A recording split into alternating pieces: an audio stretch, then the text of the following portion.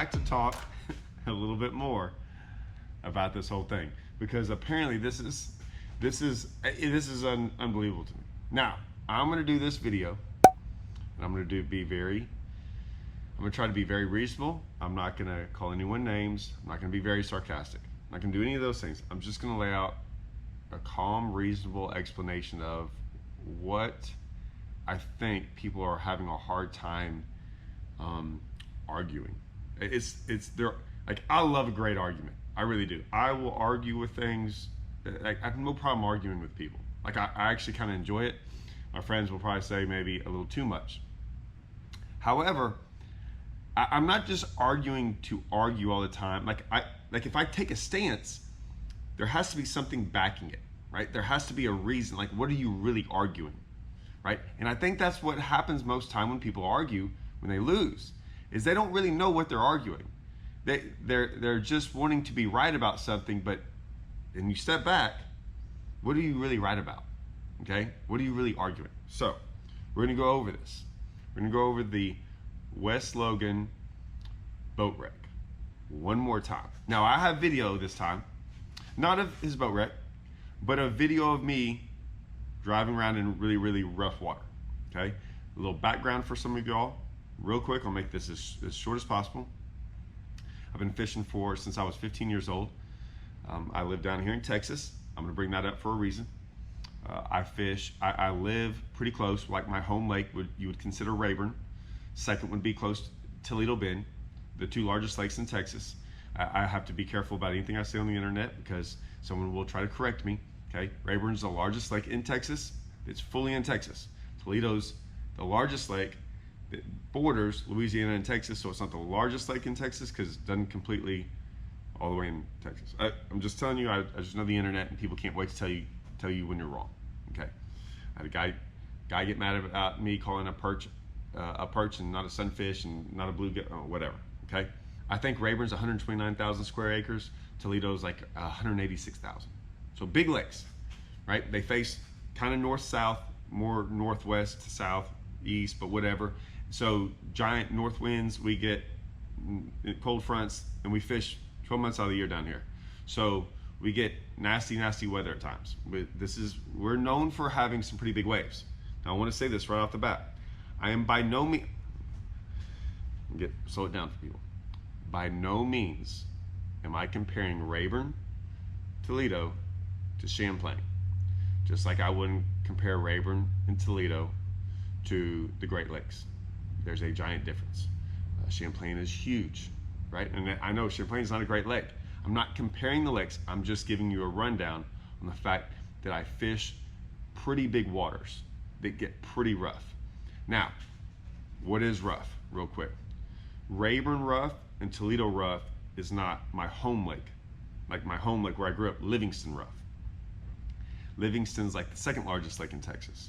However, it's surrounded completely, basically by bulkheads, seawalls, concrete, and it has the washing machine effect. Okay, totally different. All it does is this: when it gets rough, there's almost no waves anymore. I mean, the waves come, they backwash. It's a nightmare. You can't drive them. You can't drive the waves because the waves are so unpredictable. And it's a different kind of rough. I'd rather want big giant waves that roll because I can predict those waves over that. The washing machine stuff is way more scarier, way rougher, way harder on your boat. So I want to throw that out there. Now, there's all kind of lakes in Texas and all over the country that act differently by the way they're built. Okay, so just throw that out. Like a shallower lake sometimes gets rougher, things like that. At one point in time, for about 10 years, I was fishing 40 to 45 tournaments a year. So a lot of tournaments, a lot of them on those waters. So I've been doing this for however long you want to say, 30 years. I've been in a lot of rough water. I've fished 100 and something FLW events, MLF events. I've fished however many bass events, and then just regular team stuff. So well over 1,000 tournaments I've fished in my lifetime. Not to count practice days, all these things. So a lot of time on the water. I'm not calling myself an expert. However, I am saying I've done it for a long time without accidents. Okay, never been in a boat wreck, never sunk a boat, never had all these things that people talk about. Never had any of these things happen to me. Okay, so just throw that out there. I can drive rough water fairly well. I think just because I've been on it for a long time. I grew up around it, so I'm fairly used to it. Now, here's my problem with what I'm going to say, and I've got, like I said, I'm going to show you a video from me at Toledo Bend this year in a Toyota day one. Okay, some pretty bad winds, pretty rough lake. Now I'm going to show y'all some things in that video about what it looks like from my GoPro point of view. Okay, there's a couple things in there that I can point out. Remember, all we got to see is about a 15-second clip of what happened to him, and everyone just assumes all these like crazy assumptions. Everyone from GoPro can tell me how rough it was, how fast he was going, what he hit, and how everything happened, which is, in my opinion, impossible. Like I said, I'm not assuming any of those things. I just saw some things, heard what happened, saw the aftermath, took his word for it, and looked, and it all seemed fairly reasonable. Did it happen? Nope. None of us know what happened. We weren't there. He was there. Okay? Now, what I had a problem with everyone arguing is I didn't really care. Like I said, in that video I made yesterday, I didn't really care about all the stuff everyone was getting mad about. That's why I didn't go watch the video right away. Like this wasn't such a big deal. It only became a big deal after reading the comments.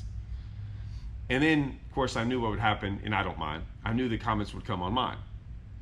And I don't mind arguing with people on that stuff. Some people got personal, and that's fine. Like, I knew it would, because those guys, a lot of times when you lose an argument, you don't, oh, I'm getting sarcastic. Sometimes when you lose an argument, you go to name calling, or like doing other things. I'm not gonna do that. What I'd say is this: what are you arguing? And I'm gonna tell you what you're arguing. So be careful, because what you're stating, there has to be a reason of what you're arguing. And I think you're missing the point of what you're arguing. Everyone says or the people that are arguing are like, well, he didn't hit something. Okay. Maybe he did, maybe he didn't. His motor's off. His motor's not on his boat. Okay. So his motor is not on his boat. Something happened where his motor is not off his boat. Now, something had to have happened. Okay? Well, you can say he hit something or hit a wave too hard. Now, if he hit a wave too hard, which I think is kind of funny, but if he hit a wave too hard, you're telling me that I can't drive my boat out there on lakes and hit waves too hard, or my motor's going to fall off. Now, I made a video a long time ago about people snagging fish on LiveScope. And I kind of offered a bet saying, hey man, I'll offer you a bunch of money if you can go out there in one day and show me how to snag a fish on LiveScope. I'll sit there and watch you. I'll let you cast tons of fish all day long. You're arguing something, right? And I'm like, okay, well, let's see it. I'm willing to throw this bet out there that if you go out on a lake and go try to knock your motor off on waves, good luck. So, like I said, you're arguing that he's going too fast and he lost control and hit a wave and his motor fell off. Now, if his motor didn't fall off and he did a 360 out there and everything was fine, right? I don't know what to tell y'all. But there's evidence of his motor not being there. It's off. So you're telling me that if I drive too fast in rough water, I should expect my motor to fall off. I'm not going to get sarcastic. I said I wouldn't. That's what you're arguing, because that's what happened. Now, he was going too fast. Okay, so in that theory, if I'm driving down the highway, speed limit says 70. Of course, there's no speed limits on the lake, but speed limit says 70, and there's a pothole, and I hit that pothole. Now, I'm not talking about a freaking hole in the ground, but a pothole, because all he was doing was hitting waves, and maybe he hit this so-called rogue wave, a wave bigger than other waves. So he hit a pothole. You hit a pothole, you're driving, going 70,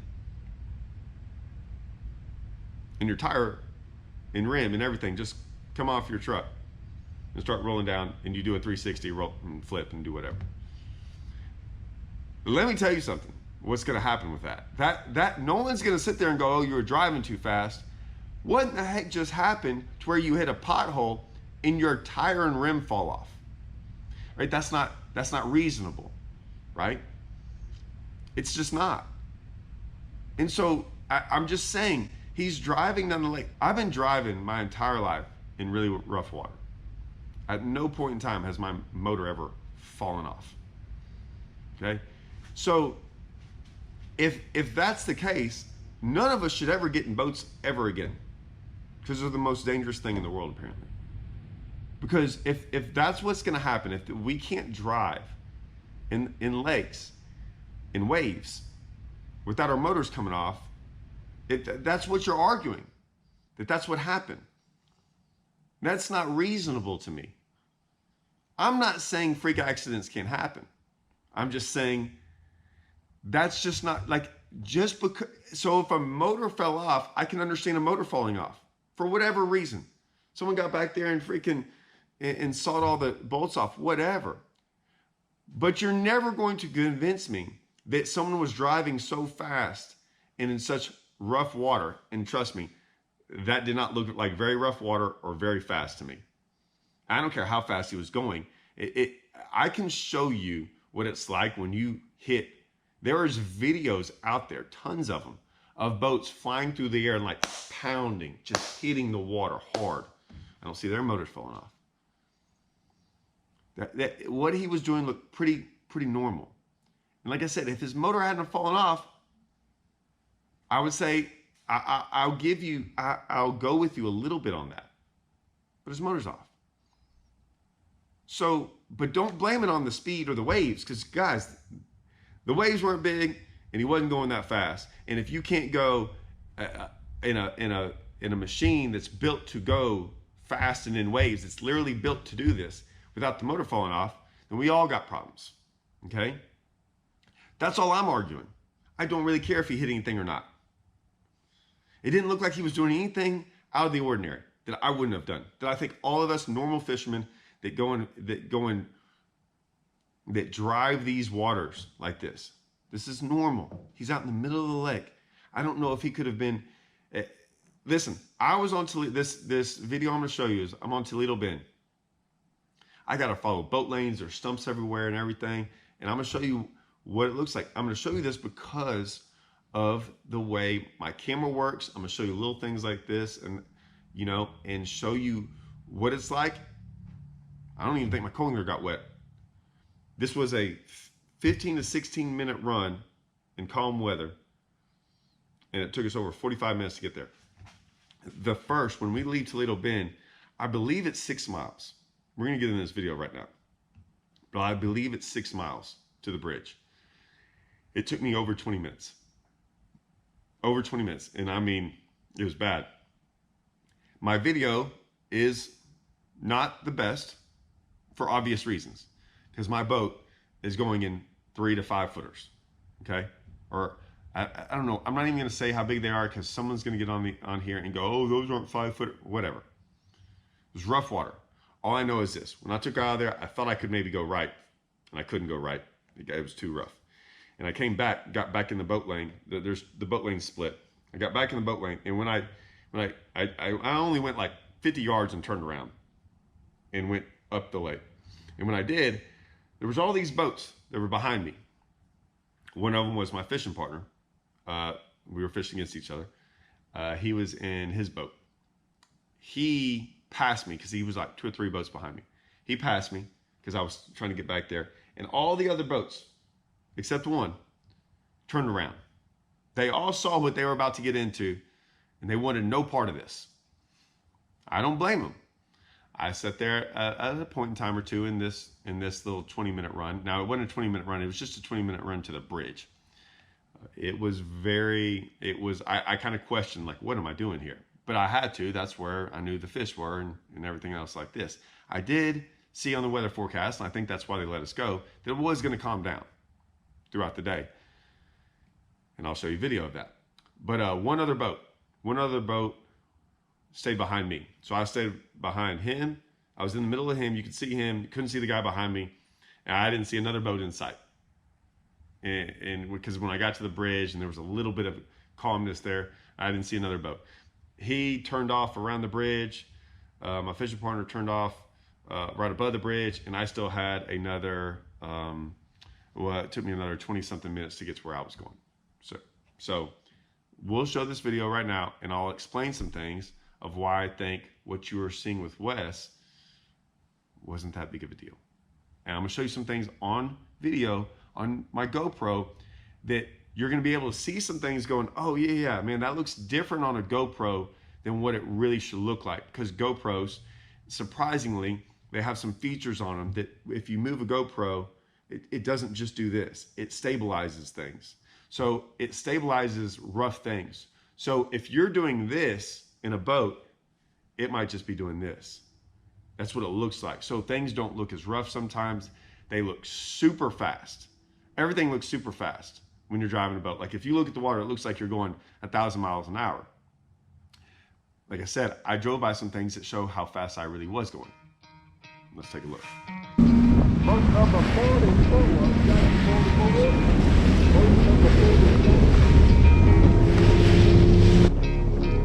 So here's us taking off. Like I said, it's rough, but it's not too bad. Not going fast. We are protected. We are protected from this landmass right there to the right on the screen. It's coming down the lake, but we're a little bit protected right there. And I say a little bit. Yeah, it's still a little rough, but nothing bad. But you can see, still take a little wave here and there because they're kind of choppy. They're not them big rollers. Okay. Let me fast forward till I get to that point. Now I'm about at that point. Now, as you can tell, my camera, like I said, I'm not really worried about the camera at this point in time. I'm trying to drive these waves. I'm not going very fast. I can't. I have my nose all the way up in the air. You can see, I haven't even got to the worst part yet. So yes, it was going to be like this the whole way. I'm going about 7 miles an hour, or 10 or 12, something. I don't know. I'm not really worried about miles per hour. That's not I'm just trying to stay dry, keep my nose up, and go into these waves. Now, if you look to your left, they don't look that bad, right? There's a buoy marker. You can see how fast I'm actually going. I looked about like walking speed. Now, this is me turning around. I tried to go to the right, to the Louisiana side. I thought I might be able to get over there and get protected because of the wind. No. So this is me turning around. So now I'm going sideways with them. This is kind of when you get wet, if anyone knows. Now, if you heard I was boat like 40 something, what I'm looking at, there are all these people to the left of me, and it doesn't show them, but they're all turning around. I'm looking at them. I'm getting back in the red and green boat lanes that go up the lake. I can't tell you how many boats turned around going, yeah, we don't want this. Now, going into these waves was a lot easier. The reason I wanted to go on the Louisiana side was because I thought I could get protected over there on the right-hand side of the lake. But I started kind of coming into that washing machine effect I talked about. Here, I'm just gonna have to get right out in there in the middle of them, face them, and just take my time. Now you can see, if you notice something, do you notice how my GoPro is still, but yet the front of my boat is going up and down? Now, how is that possible, right? Well, that's the GoPro adjusting to it coming up and down, knowing that it probably shouldn't do that. Does that make sense? So there's no reason, so like my GoPro is connected to my boat. You would think my GoPro would be going up and down like my boat, but it's not. It's watching the front of the boat go up and down, but since it looks like it's not connected to my boat, but it is. It's adjusting to it going up and down. I just have to say that like I said, it's not exactly portraying how bad it is. The front of my boat is. Now I am going to get up here and show you some things, because like you're like, well, it's not white capping. Well, sometimes they get so big they don't really white cap. It takes a lot, like takes a really, really big wave to white cap. These are big giant rollers, as you can tell. That's why I'm going up and down. All right, I'm gonna fast forward to another part where you can see a boat in front of me and really see how rough it is.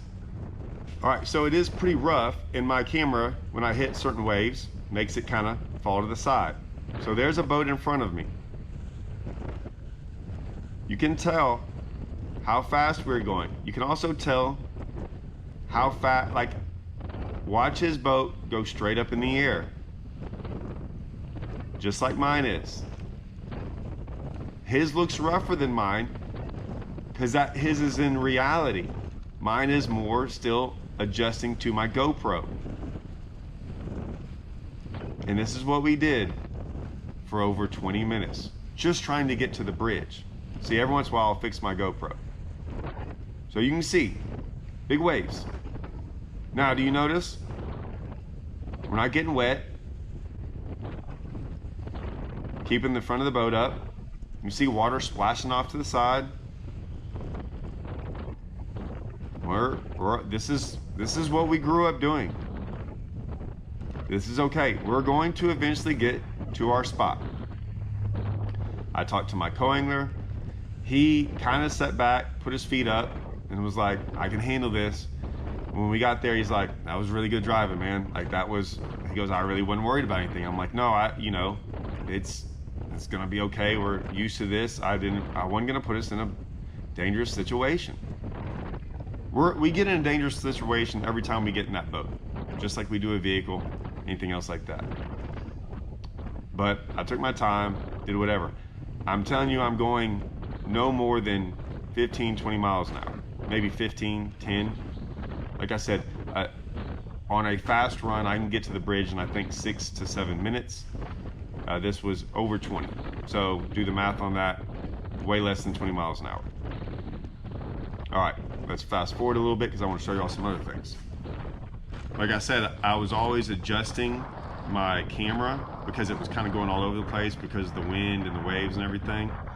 Now remember, I can't drive where I want to. The reason I say that is this: we have boat lanes. The boat lanes turn. If you noticed in Wes was able to maneuver his boat and point it directly into the waves, which is what I would have done, and which I'm trying to do here, but sometimes I have to follow a boat lane, which makes driving boat lanes way more difficult. If you see how I'm not going into the waves exactly anymore, we're having to go left a little bit, so I'm having to adjust. That's why most of the spray is coming on the right-hand side, not the left-hand side. But if you can tell, still, big waves. Notice how none of them are coming over the boat. It's fine. You can see it right there, what I'm doing. If you see how close I get to that buoy, a lot of times I'll traverse back and forth. So I'll go, the boat lane's fairly big, okay? So I'll go to one side of the boat lane. No one's passing me. I've looked behind me and saw the one boat that's back there. We're getting closer to that bridge. There's the bridge, still far away though. Now, if you think I'm driving fast, it looks way faster. I want you to see what just happened. It looks like I'm driving fast, correct? Do you see those markers? Look how, those markers are very close to each other. Look how long it takes me to get to them. No doubt Noah Lyles can run this speed. It looks like I'm going like 40. I'm not going over 20 miles an hour. But it sure does look like it. I mean, max speed right here is 20. But I don't care about max speed.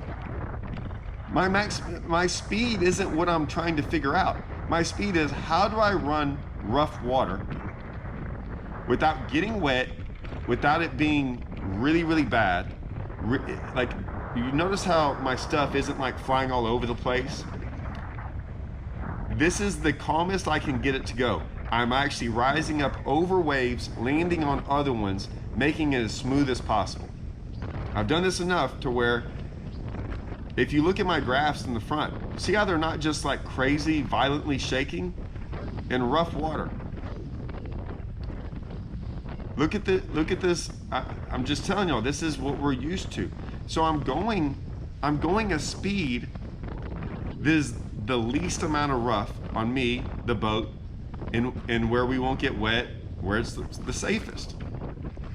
Now I will hit some big waves at times, yes.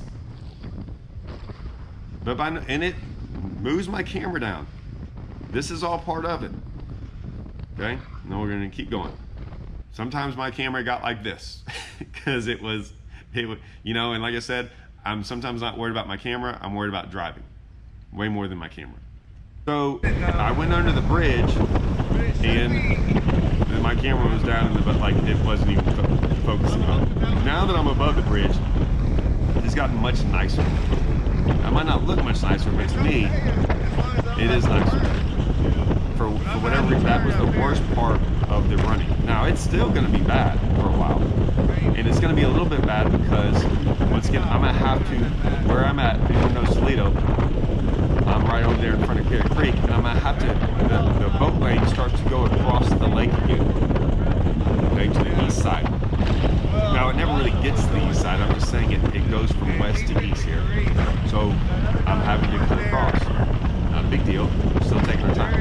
Now at this point in time, there's not a boat in front of me or a boat behind me. It's all me, and I've still got at least 15 more miles to go. Yeah, I wanted to run that side, but dude, I'd have to go sideways in it, and I was like, oh, God, that was really bad. You can hear me and my colleague are just having a conversation. It's not that big of a deal. I think he realized at this point in time, yeah, we're good to go. This is one of the most highly... Now, as we get further up the lake, these are still fairly big waves. I'm going twice as fast now. My boat's coming out of the water, spray on both sides. You can see the boat lanes. Now, it looks like I might be going fast, but look at that. Look at those buoys or those white poles. That's not me going past them at 70 or 60 or at 50. But right here, it looks like I'm going really, really fast until you look at those white poles for reference and realize, man, it looks really fast in the video until you see one of these white poles.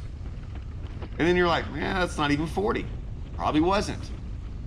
It's why it took me as long as it did to get there, because I can't run 70. But these are still fairly big waves. If you look to your left and right, you can see the big swells. But we're not going fast. We're going fast enough to stay on top of them, like you're supposed to drive. This is how we're supposed to drive. And I'm going, listen, I'll be honest with you, now that I'm watching this, my boat is going way higher and up and down than Wes's. And it's going, look, see all the stumps over there? I got to deal with stumps, boat lanes, all this stuff. No big deal. This is normal for us. It really is. It's normal for Wes to be driving in this stuff. But you're arguing something that he's going too fast or doing all that. Look, I don't know what happened. His motor still came off. I know that happened. And if you're telling me that if I'm not allowed to drive in waves like this at this speed, or my motor's gonna come off, then I'm never getting in a bass boat again. So maybe he didn't hit something. Maybe he did. I'm just saying it sure is more likely that he hit something than a motor just randomly coming off because of hitting waves that I just hit thousands of these, hundreds and hundreds of thousands of these in my lifetime. And so does everyone else in this tournament. And no one else's motor came off. There's also no logs, and there wasn't a hurricane the day before that came through and canceled the event, and you know, boat docks everywhere, and people talked about that there was stuff all in the water. Look, I don't know what else to say. Now, fast forward. This is me. I get to my fishing spot. Let's roll.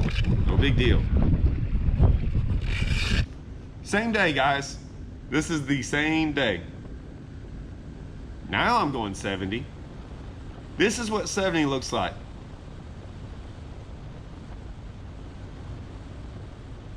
$68, $70, I don't know. This is where I drove. This is the end of the day when it had finally calmed down. I'm just running the boat lane. See, there's turns in there. I had to follow all these turns. Stumps on the left and right. The whole way. See big trees over there to the left in the water? Toledo Bend is nothing but stumps. The water's actually up, so you only see about 5% of them right now. The other ones are right underneath the water. You drive out there, hit them. Thousands and thousands of them. This is me driving back. See how fast those poles are going by? See how fast I'm going by those birds? I mean, it is night and day on the speed. I'm going twice as fast right now. So if I'm going 70, it looks like I'm going past those poles twice as fast, even in that rough water. When I thought I was going kind of, if divide that by 2, guys, 35 miles an hour is probably what I was going. It looks different. It just looks different. All right. And by the way, yeah, I top 10 that event. I smashed on. That day was my worst day, but we also had a delay. We didn't get out on the water till like 9. I still kind of called on that day. I'm glad I went up there. And day 2, I smashed them. And then day 3, I freaking put a big old bag down there and made, I think, a top 5. So, all I'm saying is when you're going to argue something, you do have to realize that you have to understand what you're arguing. And what you're arguing is the fact that he's going so fast in rough waves that he's knocking motors off the back of his boat. That's essentially what you're saying. I'm not going to make that argument. I'm going to make the opposite of that and go, I don't think he was going that fast. Even if he was, I don't think he's going fast enough that would have caused his motor to come off. You know, a lot of people brought up like motors, they're having problems with motors coming off, like a certain brand. Or whatever. I'm not getting into that because anything can happen to any boat or motor, anything at any given time. But it was more and more, they kept on bringing up a certain motor. And I was going, but he's not driving that motor. I don't understand. And the only thing I can think of is this, is you ever have like a new vehicle or whatever, and a year or 2 later you get like a service call, and it's like, hey, we have problems going on, and you have to come get it in, a recall. You have a recall on your style of vehicle, okay? This is the year model, this is what it is, and we have a relay in there that's getting too hot, and it's liable to cause a fire, okay? If you own a certain vehicle, a certain brand of vehicle, right, and you have that, you might want to go have it looked at, because it could cause this. But if I have a similar truck, but it's a totally different brand, it's not made by the same company, a totally different brand, might have the same relay, but it's not even the same relay. I'm not going to the dealership with my truck and say, hey, they're having a recall on that thing. I know I don't have the same one, but man, you might want to look at mine. I got sarcastic one time, sorry. Right, I'm just saying, like, you can't bring up something else that has nothing to do and say, well, it's happening over here. Yeah, but I'm not gonna, I don't go around, like, I love it too. It'd be like, hey man, that guy's sick over there. He's going to the doctor. You gonna go to the doctor? No, I'm not sick. Why would I go to the doctor? Just saying. Okay, I got a little sarcastic twice. I can't help myself. It's towards the end of the video, but trust me, by the time those guys that watch these videos and complain and get all mad, they ain't sticking around this long. They already done got upset and mad. All right, maybe this helps explain a little bit more about it. Maybe give you a reference, things like that. I don't know. Hope this helps. See y'all. Am I doing fishing stuff tomorrow? I'm going to the lake tomorrow, all right? I'm gonna do fishing stuff. Hopefully soon. Get me off this stuff. Let's get back to fishing. See y'all.